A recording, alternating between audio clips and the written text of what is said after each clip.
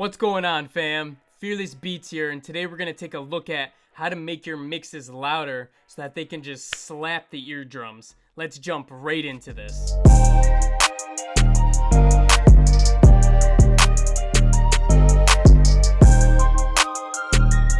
Alright guys, so when you're making a loud beat, the first and most important thing that you need to do is make sure that you're mixing it loud. So when I'm mixing my beat, I always usually start with the percussion, mainly the snare. I want to make sure my snare is loud and hitting. So what I'm going to do here is solo this. So you want to make sure that your clap is loud enough where it's standing out above everything. So you can see here that I have my clap turned up almost all the way and everything's balanced together. So the best thing you can do is you can separate things together and then listen to them as a whole. So right now we're separating out the drums and we want to make sure the drums sound good together.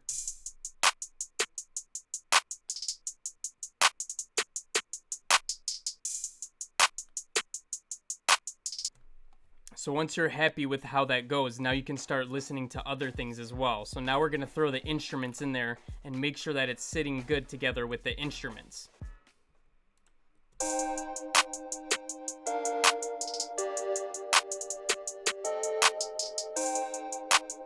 So it's sounding good right now, and one thing you'll notice is that I have the instruments turned down quite a bit. Now this is usually the level that I like to keep my instruments right around 12. That way the kick, the 808, and the percussion all have their own chance to stand out above it. We want the melody to be just loud enough to where you can hear it with everything else, but we don't want it to be the dominating factor because we want our shit to slap, man. Just slap that shit. So that's why I always put it right around 12. So you can look at the peak here, and you can see that it gets right around there. And then when the other instruments come in, it should be right about the same level as well.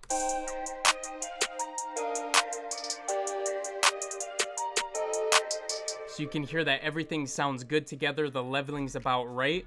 We're getting it to that loudness level. So now we can start listening to the kick and the 808 as well. So let's throw this 808 in here and make sure the 808's at the right level. Now I have my 808 cranked up all the way. This isn't necessary, but you can definitely do that if it works in your mix.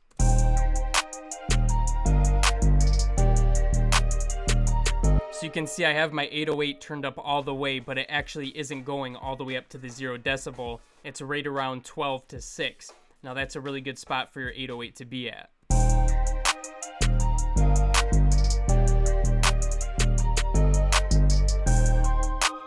Alright, so once you're happy with those levels, now let's mix in the kick.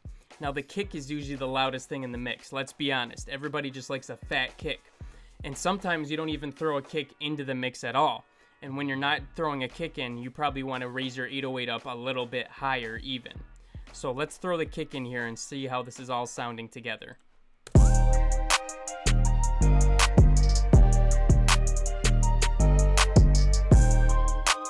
Alright, so you can see that we can definitely hear the kick over everything else, and it's just crunching through and making it sound crazy. So you'll notice that my kick is actually clipping quite a bit. It's going 6 over what it's supposed to be going at. So there's one thing that I do to make sure that it's not actually going over the limit and that it's staying where we want it to, but it's still hitting that loudly.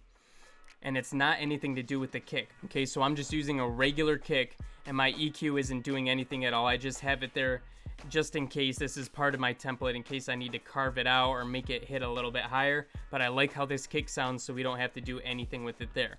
So the secret sauce is what I'm putting on my premaster. I'm putting a clipper on there. Now the clipper that I'm using is the classic clipper by T-Rex. Now if you don't have this clipper, what you could use instead is a saturator, and you can get pretty much the same effect, but I just like how the T-Rex sounds, so that's why I used it. I think you can cop it for about 50 bucks, but I'll throw the saturator on there so you can see it does pretty much the same thing. So the Ableton saturator.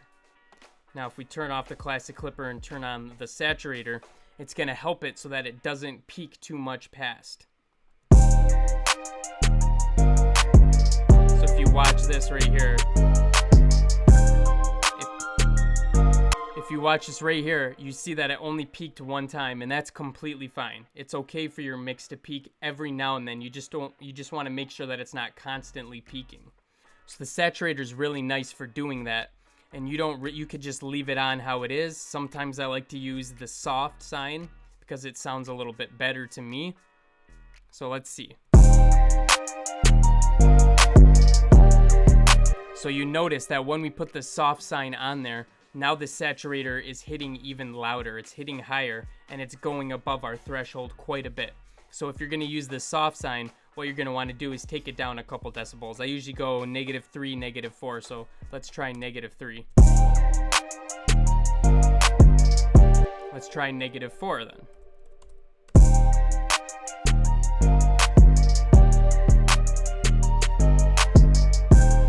So that's about good. It only peaked one time that I saw, and it's only going a tiny bit over, so that's perfectly fine. So you can definitely use the saturator to achieve a very similar effect. So when you're using the saturator or the clipper, it's gonna let those instruments hit over 0 dB, and it's gonna give you that full sound that it has without actually technically going over. So it allows you to make things louder. So this is a super hack that you need to have if you don't already. So the main takeaway here is that you're going to be wanting to try to get the levels of all your instruments as loud as they can be in the DAW while you're mixing it. Because when you do that, you're able to get the mix as loud as it can be without having to put a limiter on it and crank it up. Because once you put a limiter on it and you start cranking up the boost, you're losing some of your harmonics. It starts to distort a little bit, and it just doesn't sound as good. We want to keep everything sounding as good as it sounds when we're making it. So that's why we want to make sure the levels are always as high as we can be. And that's really it, guys. So my recommendation to you would be to start mixing at a higher level, making sure that all your stuff is hitting as loud as it can be. And that way, when you have your final mix, it's already super loud.